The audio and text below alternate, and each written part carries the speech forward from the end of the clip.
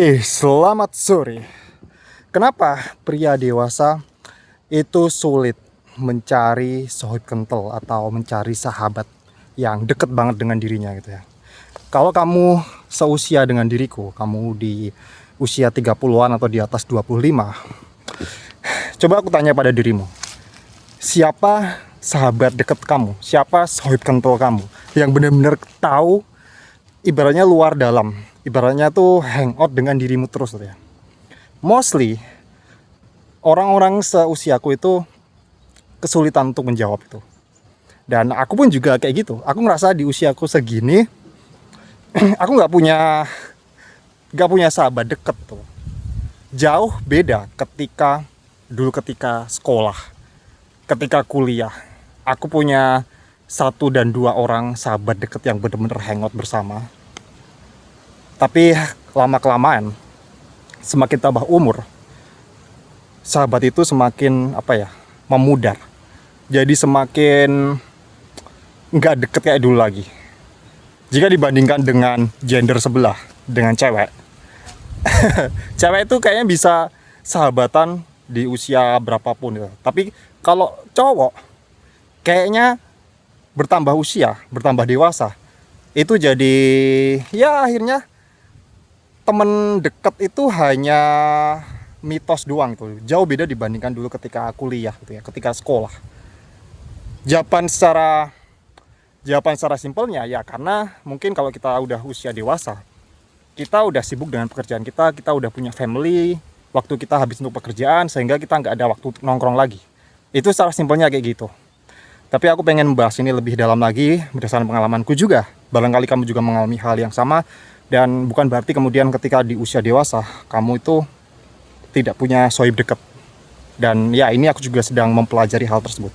Anyway, aku baru saja naik ke bukit itu. Dan ini udah di perjalanan pulang sore hari. Dan ya, ayo temani aku jalan turun pulang ke rumahku sambil ngobrol tentang pertemanan, persahabatan pria di usia dewasa. Ya, kalau kita flashback di usia kita sekolah, di usia kita kuliah lah bahkan, ya sekolah lah, SMP, SMA, itu kita rasanya banyak sekali teman dekat kita. Kita tuh punya geng bahkan, kita sering nongkrong bareng. Nah, kenapa di usia dewasa kita nggak memiliki kesempatan itu lagi? Nah, sebenarnya ketika kita sekolah, ketika kita sekolah, ketika kita kuliah, pertemanan kita itu terjadi secara natural, terjadi secara alami. Oke, karena kenapa? Karena ya memang intensitas kita bertemu itu setiap hari, hampir setiap hari. Kemudian kita ketemu secara fisik setiap hari dan ya kita tidak punya pilihan lain selain bersahabat dengan orang-orang itu, berteman dekat dengan orang-orang itu. Karena ya kalau mau di sekolah, ya ketemunya itu terus, ketemunya orang-orang itu terus, kuliah pun juga seperti itu, sehingga kita mudah untuk bersahabat, kita mudah untuk punya konco kental. Oke. Itu hal yang sulit dilakukan pria dewasa sekarang gitu. Karena mostly kita sudah sibuk dengan pekerjaan kita dan ruang lingkup pria dewasa itu lebih dinamis. Tidak hanya sekedar di sekolah doang. Kita punya banyak pilihan untuk melakukan aktivitas. Sorry kalau berisik ya, karena ini terlalu banyak daun kering ya. Barangkali berisik, tapi ya itulah esensi dari kami nanti. Esensi dari vlog ini, kita ngobrol sambil mendengarkan suara alam. Lihat, di situ laut pantai selatan dan semua kering semua. Aku baru pertama kali naik bukit ini, jadi aku sedikit ngos-ngosan, sedikit berkeringat juga. Oke. Dan kalau mau dijabarkan, syarat untuk seseorang itu bersahabat sebenarnya adalah ketika kita berinteraksi dengan intens ketika kita sering berinteraksi dengan orang tersebut, dan ketika kita sudah bisa membuka diri kita. Ada sebuah kerentanan yang dibicarakan. Oke, kita punya banyak teman di sekolah, di kuliah kita, tapi berapa sih yang benar-benar konco kental? Paling cuman nggak sampai 5 orang, nggak sampai 10 orang yang benar-benar kamu bisa curhat dengan orang-orang tersebut. Nah, syarat jadi close friend, ya itu yang harus dipenuhi. Jadi ketika ada interaksi fisik, ketika bisa bertemu, ada interaksi, sering ketemu, sering melakukan hal bersama, dan ketika sudah ada sebuah kerentanan. Dalam artian kerentanan itu adalah ketika kita sudah bisa terbuka. Nah, ini juga yang ku alami. Dulu kuliah aku punya beberapa sahabat, gak sampai 5 orang, dan selain kita sering ketemu di kontrakan, kita sering ketemu di kos-kosan, aku juga sering ngobrol dengan dirinya soal kehidupan, soal keluarga, dan ya bahkan sampai cewek yang ku suka di kampus itu aku ceritakan pada dirinya gitu. Sampai orang itu tahu lah genre favorit bokepku.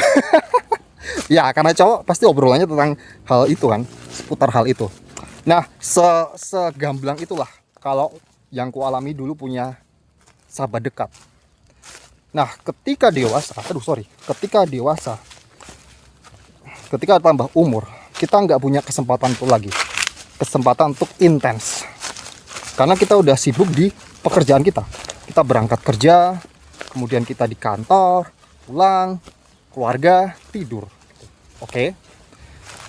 Dan ya itu setiap hari seperti itu, rata-rata orang seperti itu. Sehingga kayak sorry. Sehingga kayak bentar ini turunan kayak gini soalnya. Jadi nggak bisa fokus untuk ngobrol. Ya, seperti inilah kalau ngevlog bareng, jalan bareng. Semoga kamu nggak deg-degan ya. Ini kemarau, jalannya curam. Besok kalau penghujan lebih licin lagi nih, karena ya jalannya seperti itu. Dan di kantor itu tidak bisa merasakan hal yang sama lagi. Nah, mungkin kamu bertanya ya, kalau syarat untuk menjadi sahabat dekat itu kan harus sering ketemu, terus sering ada interaksi fisik, terus ada kerentanan. Nah, mungkin kamu bertanya, emang di kantor kamu nggak bisa sharing kerentanan kamu, atau kamu nggak bisa, kan tiap hari udah ketemu, kan kamu udah sering, ibaratnya tuh hidup kamu, rumah kedua kamu tuh di kantor, harusnya bisa dong kamu dapat sahabat itu. Nah, bagi beberapa orang, bagi orang yang kerja di tempat yang seru, di tempat yang mungkin itu tuh kerjaannya itu kayak keluarga, itu memang bisa. Ada orang yang memang sohib banget dengan rekan kantornya. Tapi ada juga sebagian besar orang yang memposisikan pekerjaan itu ya udah, bahwa akhirnya kita sampai di jalan yang cukup datar.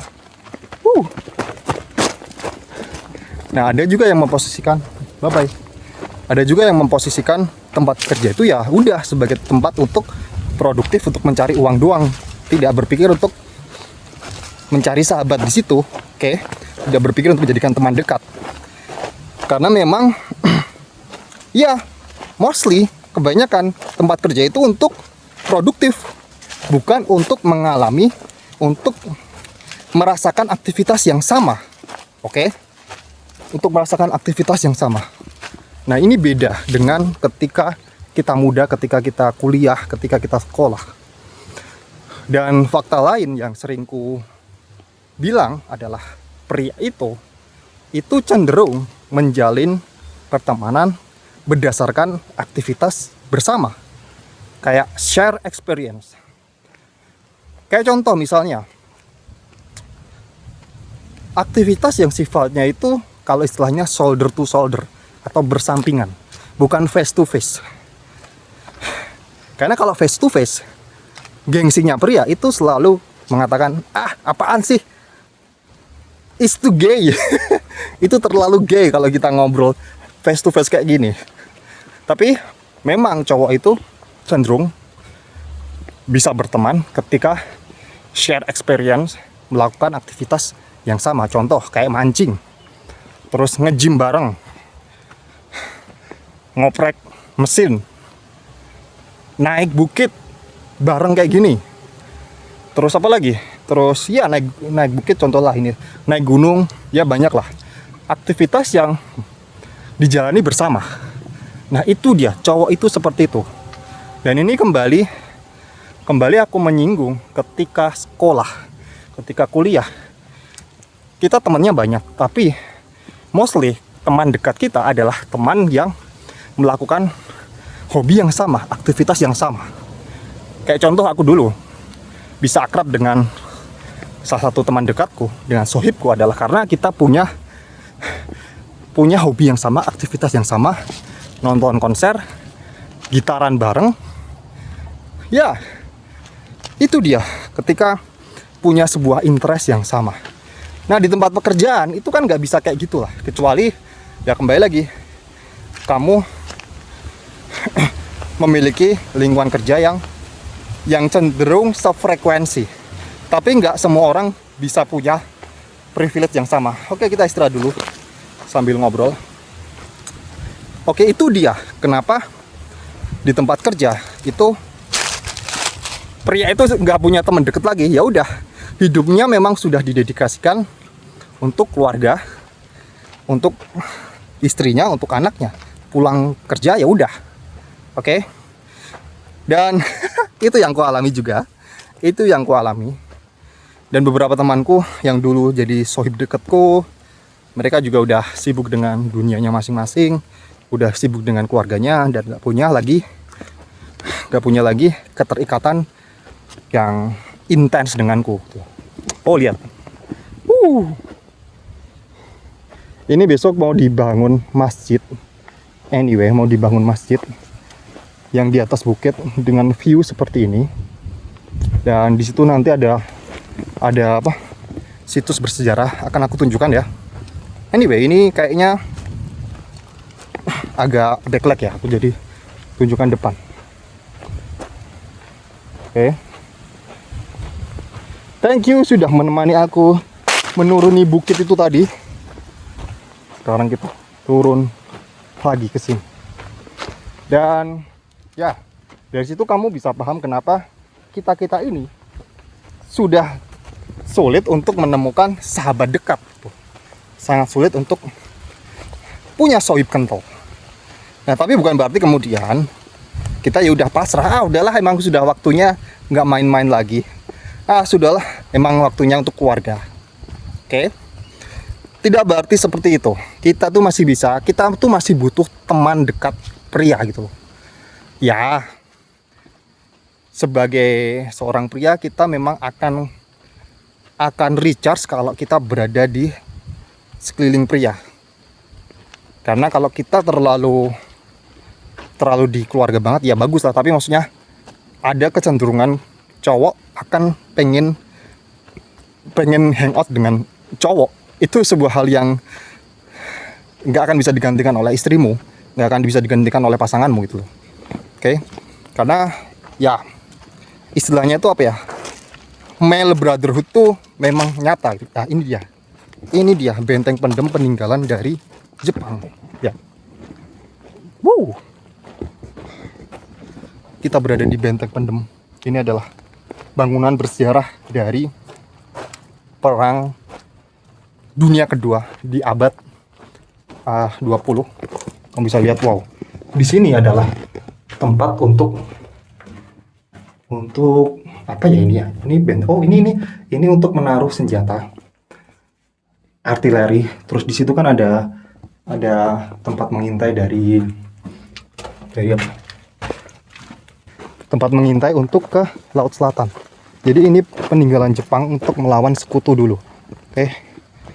Dan ini dibangun di depan masjid. Wow. Kamu harus datang ke sini. Kalau kamu ke sini, ayo kita jogging bareng. Ayo kita naik bukit bareng dan kita bersahabat. Barangkali kamu bisa bersahabat denganku. meskipun kamu sudah menemaniku beratus-ratus hari di Caminante, ya, meskipun tidak ada aktivitas fisik, tapi kalau kamu selalu mengikuti perjalananku, aku udah sharing kerentananmu padaku, gimana aku gagal, gimana aku banyak melakukan kesalahan, kebodohan.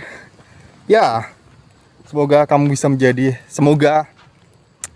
mau jadi sahabatku, sahabat online. Dan ya, kita masih butuh male brotherhood, tapi bukan kemudian kita tuh kayak mengejar sahabat. Kita jangan berpikir bahwa oh, aku pengen cari sahabat. No, ubah sudut pandangnya jadi apa aktivitas bersama yang bisa kulakukan bersama pria lain, bersama teman-teman cowok lain. Oke, kalau kamu pengen ngajak teman kantor kamu untuk melakukan aktivitas, jadi intinya gini, kalau misalnya kamu pengen istilahnya tuh bersahabat dengan teman kantormu atau pengen kayak building connection atau membangun koneksi, jangan ngomong gini, jangan ngajak ngobrol, jangan ngajaknya gini, ayo ngobrol yuk ngopi yuk, karena it sounds so gay. Itu terdengar sangat gay, karena memang cowok itu tidak bisa kalau misalnya ngobrol face to face. Tapi kalau misalnya kamu ngajak orang tersebut, ayo kita hunting apa cowok, ayo kita hunting foto kereta, ayo kita hunting apa lagi, ayo kita hunting, kita berburu di hutan, kita hunting hewan, ayo kita nge-gym bareng, ayo kita jalan sore bareng. Oh iya, jalan sore juga bisa. Ayo kita biar sehat gitu. Nah, awali dengan aktivitas bersama, share experience, karena itulah yang pintu gerbang di mana sohib kental atau persahabatan itu akan terbentuk gitu.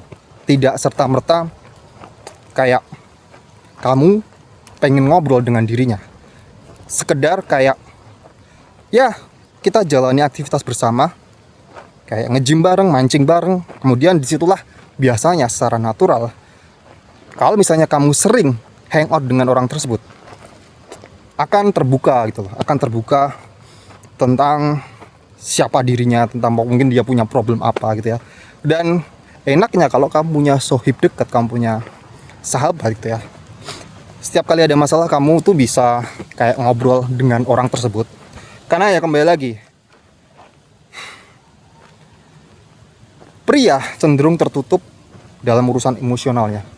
Pria itu jarang cerita. Mau cerita sama istrinya itu kadang juga kayak ada gengsi. Tapi pria akan cenderung bisa terbuka dengan sahabat dekatnya, bukan dengan temannya. Kalau sekedar teman mungkin ada gengsi, tapi kalau dengan sohib kentalnya, dengan teman dekat, ya kemungkinan mereka mau ngobrol. Oke. Ya, ini juga upaya untuk mengatasi krisis kesepian pria, yang ujung-ujungnya banyak pria yang akhirnya mengakhiri hidupnya. Kalau kamu cari statistik, banyak pria yang depresi karena nggak punya, lihat keretanya dari sini, lihat enggak? Banyak pria yang tidak punya wadah untuk mencurahkan perasaannya, mau ke psikolog juga malu. Nah, inilah pentingnya male brotherhood, male friendship. Oke, jadi ya kalau kamu pengen punya sahabat, pengen punya teman cowok, teman konco kental lah ibaratnya, tapi kamu tidak ingin terdengar gay atau ya itu kan concernnya banyak. Aduh, sorry. Ini turunnya sangat. Lihatin depan dulu, kita downhill.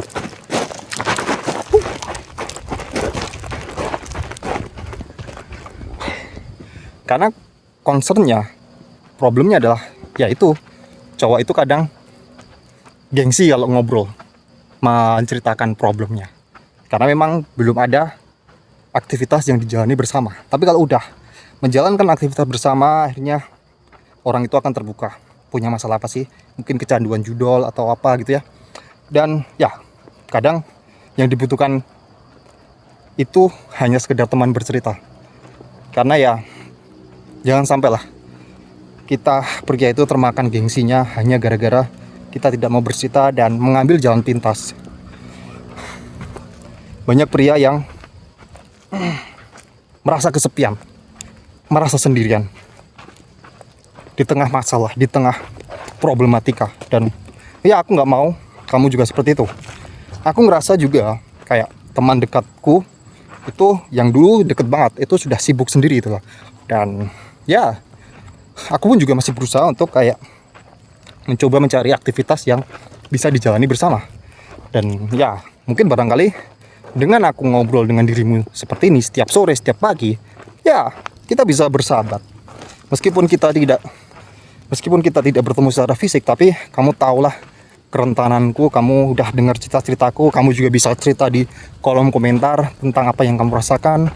Dan kita bisa bertemu setiap hari, kita bisa berinteraksi setiap hari. Ya, let's make a friend. Oke? Ya, kita udah berhasil melewati bukit tersebut. Ya, finally. Kita bertemu lagi di next kami nanti. Kita akan membahas problematika seputar cowok lagi, karena ya, itu seru untuk dibahas. Oke? Terima kasih dan sampai jumpa di Caminante 230. See you.